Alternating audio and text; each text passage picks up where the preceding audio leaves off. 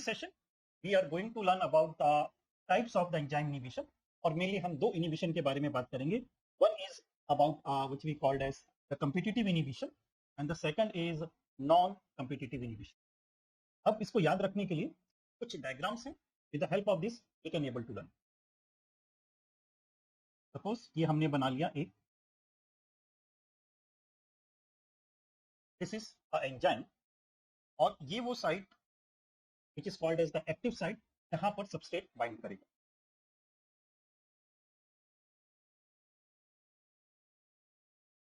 This is the second which is called substrate,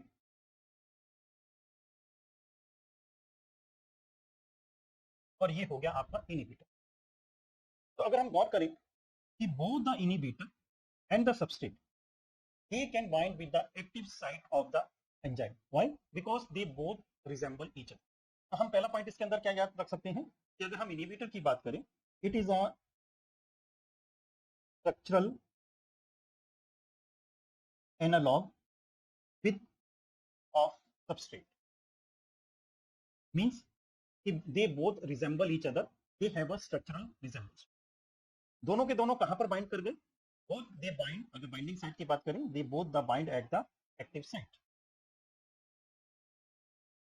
now इस पे active site पे inhibitor bind करेगा या सबस्ट्रेट बाइंड करेगा, ये इस बात पे निर्भर करेगा कि किसकी कंसंट्रेशन ज्यादा है. अगर हम थर्ड पॉइंट ले, इट इज कंसंट्रेशन डिपेंडेंट. तो एक किस्म से हमें लग रहा है कि अगर इनहिबिटर की कंसंट्रेशन ज्यादा है तो वो एंजाइम के साथ बाइंड कर जाएगी, अगर सबस्ट्रेट की ज्यादा है तो वो बाइंड कर जाएगी. Means it is just, we can think it is reversible in nature.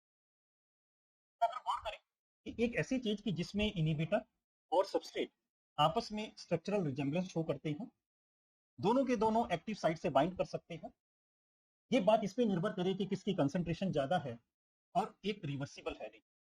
तो यहाँ पर बेसिकली इनहिबिटर और सबस्ट्रेट के बीच में एक छोटा सा कंपटीशन हो रहा है कि कौन एंजाइम की एक्टिव साइट के साथ बाइंड करे. तो this is basically represent a competitive inhibition with all the four properties जो आपने जानी. अब हम बात कर लेते हैं नॉन कॉम्पिटिटिव इनहिबिशन की. तो अगर हम डायग्राम की बात करें, यहाँ पर भी एक डायग्राम बना लेते हैं जिसमें we will make the same enzyme. Substrate की बात करें, सेम सबस्ट्रेट, लेकिन अगर इनहिबिटर की बात करें तो यहाँ पर इनहिबिटर कुछ आपका डिफरेंट होगा. इनहिबिटर आपका डिफरेंट. तो अगर हम बात करें कि क्या इनहिबिटर और substrate they show the structural analog? No, they does not show the structural analog. यहाँ पर बाइंडिंग साइट की बात करें तो substrate can bind with the active site, लेकिन इनहिबिटर आपकी एक्टिव साइट से नहीं बाइंड करेगा. तो हम लिख सकते हैं कि only substrate can bind with the active site. Inhibitor आपका सबस्ट्रेट के साथ बाइंड नहीं कर पाए.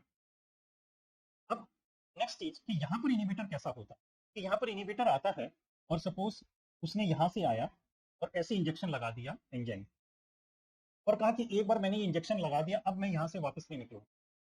आप एक सोचिए कि आप किसी पेशेंट को इंजेक्शन लगा रहे हैं, तो आपने सिरिंज पेशेंट के अंदर लगा दी, चुबा दी, और बोलते कि अब मैं सिरिंज को बाहर नहीं निकाला. तो एक ये नोटोरियस टाइप का इफेक्ट ये इस तरह का इनहिबिटर करता है. ये मींस कि एक बार अगर ये किसी भी तरह एंजाइम को एक्ट कर गया तो उसके बाद सबस्ट्रेट के पास कोई चांस नहीं है उसके एक्टिव साइट से बाइंड करने. तो means it does not depend on the concentration and it is irreversible in nature. तो मींस कि अगर एक बार inhibitor binds with the enzyme, then there is no competition left, and such type of inhibition is called non-competitive inhibition. जहां पर ये जो चारों properties हमने लर्न करी, it is just the reverse of the competitive inhibition. तो अगर आप ये डायग्राम याद रख लेंगे तो ये चार प्रॉपर्टीज याद रख लेंगे. और हम तो कहते हैं कि अगर आप ये चेहरे याद रख लेंगे तो ये चीजें याद रह जाती है, क्योंकि अक्सर कुछ चेहरे हमें याद रह जाते. इस चार प्रॉपर्टीज के बाद अब हम अगली प्रॉपर्टी की बात करते हैं, which is about the V max and KM. इसको हम कैसे याद रखें? This we learn with the help of us this graph.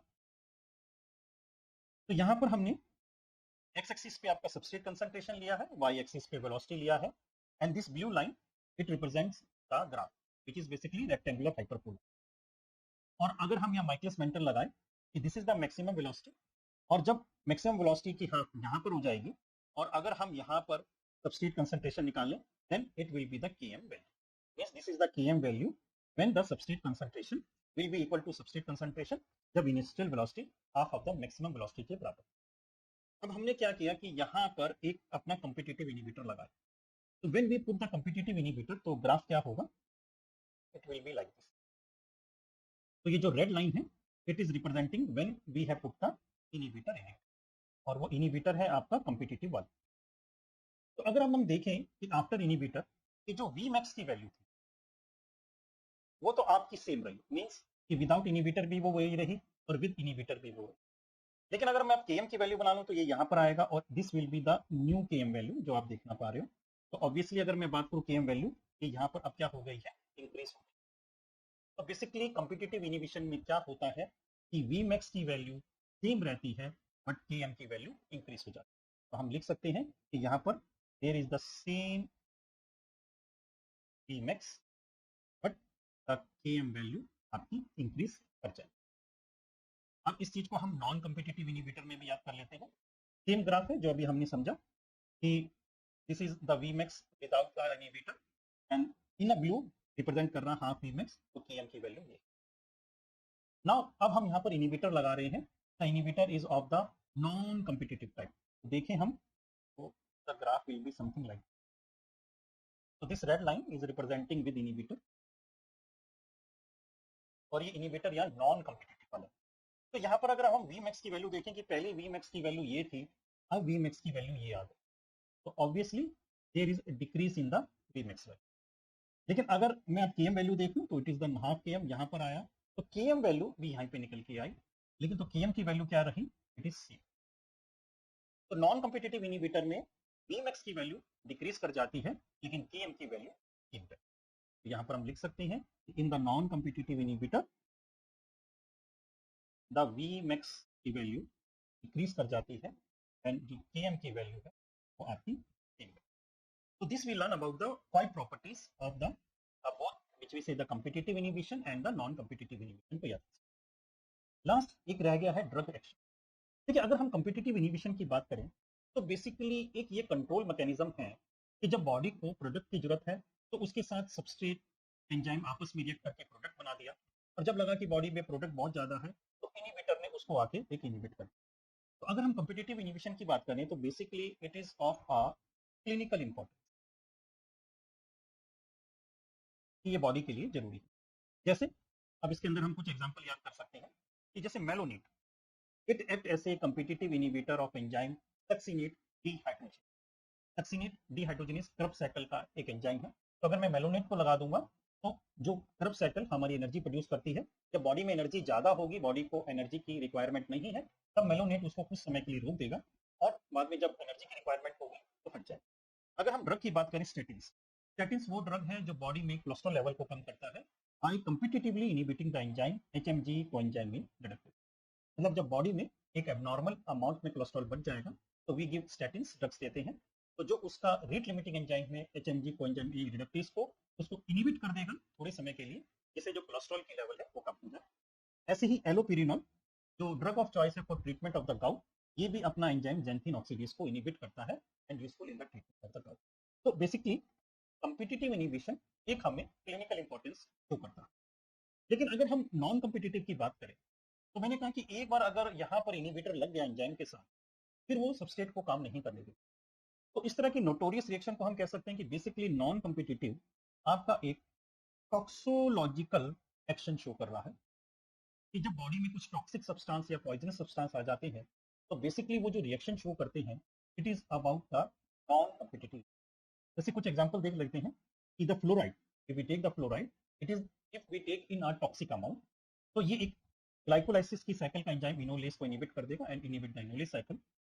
फ्लोरोएसिटेट, जिसको हम रेड पॉइजन के नाम से भी जानते हैं, चूहे मारने वाली दवाई, if it take in a toxicological, जरूरत से ज्यादा टॉक्सिलॉजिकल अमाउंट में ले लेंगे, then it will inhibit the enzyme aconitase, और जिससे आपका टीसी साइकिल इनहिबिट हो जाएगा।